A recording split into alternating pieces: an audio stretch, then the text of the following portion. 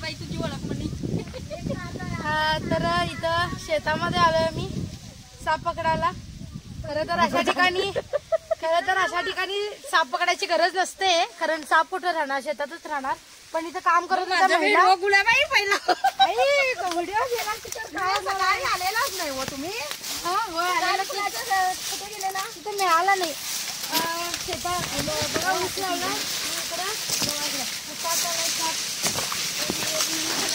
म्हणजे सकाळी बघितलं होतं मला. आता तिथं जाती आई बसले बघा, तिथं आई बसली आणि समोर हो मग काय करणार आपण नसली काही तेवढ्या जवळ बसली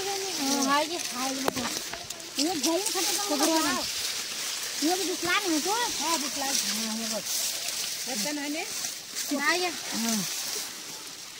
सगळ्या महिला सगळ्या घाबरून तिकडे गेल्या की आजी बघत थांबलेली. आणि झाडच लागतंय.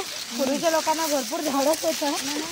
आता कोण जास्त आणि इथं साप दिसलाय. आता पुढे पण सरकू शकतो तो. बघूया काय तशी बघू शकताय तुम्ही. हे बघा मेलाय का हाय जिवंत मी असं पहिला पकडलंय. मातीमध्ये दिसत पण नाही साप आणि इथं अडचण पण आहे.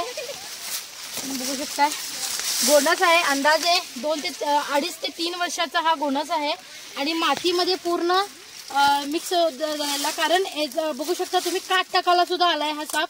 डोळे बघू शकता तुम्ही गोणसचे निळे असे दिसालेत. जेव्हा निळे असे दिसतात सापाचे डोळे तेव्हा तो काट टाकायला आलेला असतो आणि त्याची काट जी असते ती डोळ्यासकट असते. कारण सापाला पापड्या नसतात त्यामुळे त्या डोळ्यासकट तो काट टाकतोय. तर त्यामुळे आता पहिला बाहेर नेऊया सापाला.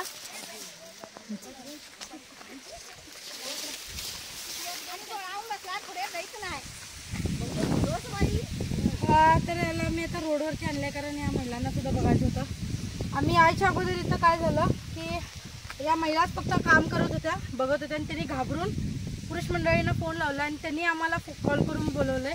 तर सापाला बघणं खूप इम्पॉर्टंट आहे. ती आजी होती ती व्यवस्थित बघत बसली त्यामुळे साप मिळाला लक्षात घ्या. कारण शेतामध्ये आरामात त्याला पळायला वगैरे जागा असते. तर महिला वर्ग काम करतात.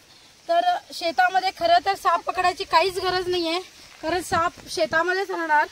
पण इथं कामाचं ठिकाण होतं आणि साप असला म्हणजे मनात एक भीती असते विशिष्ट प्रकारची आणि त्यामुळे मग महिला तिथं काम करायला सुद्धा जाणार नव्हत्या. त्यामुळे या सापाला रेस्क्यू करावं लागलं. कधी कधी काही शेतकरी त्याला मारतात सुद्धा आणि त्यामुळे सापाचा जीव जातो.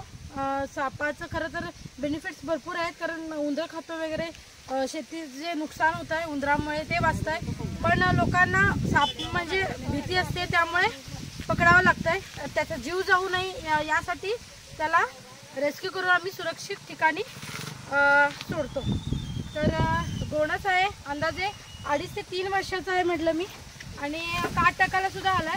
डोळे त्याचे पूर्ण निळे असे दिसाले आणि आमच्याच गावात आहे हा कॉल.